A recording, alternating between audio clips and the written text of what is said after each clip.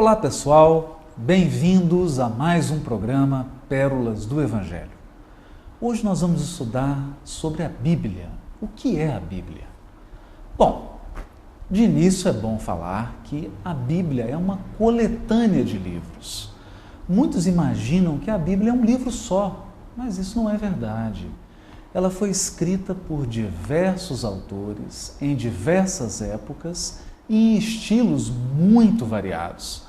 Se você folhear uma Bíblia que tem em casa, vai perceber que nela existem livros de poesia, livros de história, livros sapienciais. O que seria isso? Livros que falam sobre sabedoria popular, sobre a experiência do povo judeu, ou sobre ditados do próprio rei Salomão.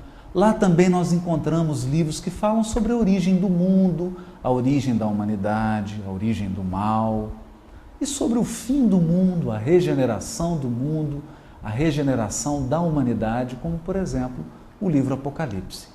Lembrando que a Bíblia é uma grande coletânea, nós precisamos tomar o primeiro cuidado de entender que cada autor escreveu o seu livro segundo o seu estilo literário e segundo a época em que ele viveu, porque cada qual viveu num momento muito especial da história do povo hebreu.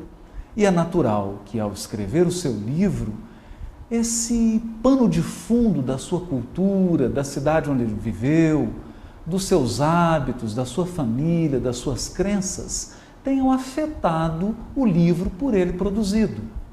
Quando nós temos isso em conta, nós abrimos a Bíblia e experimentamos aquela alegria de ler uma grande coletânea de livros que falam sobre a história do povo hebreu e sobre a sua relação com o Deus único, desde o início da formação do povo até o momento do recebimento da lei, do deserto, da libertação do Egito e, no caso do Novo Testamento, da chegada do Messias anunciado pelas profecias e da divulgação da mensagem do Evangelho em torno do Mediterrâneo, que era o mundo conhecido na época.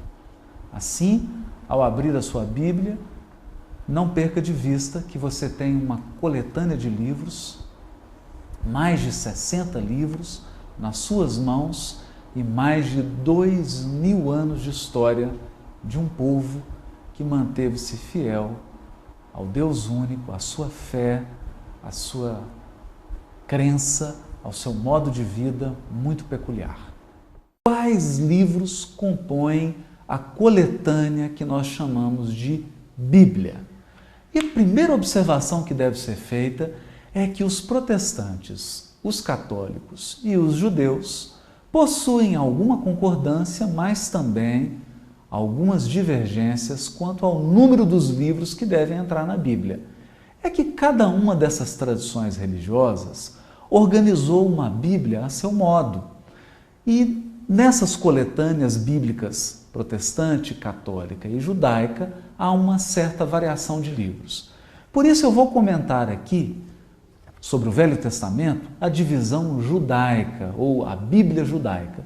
E no Novo Testamento, em que não há divergência entre os católicos e os protestantes, para que a gente tenha um apanhado mais harmônico de quais livros compõem a Bíblia. Vamos lá. Os judeus dividem a sua Bíblia, que nós cristãos chamamos de Velho Testamento, em 3 partes. Essas 3 partes são chamadas de Torá, Neviim e Ketuvim. São palavras hebraicas e elas significam a lei, os profetas e os escritos. E o conjunto dessas 3 partes formam o que eles chamam de Tanar. É um acróstico, uma abreviatura das 3 palavras anteriormente citadas que compõem o que eles chamam de Bíblia judaica.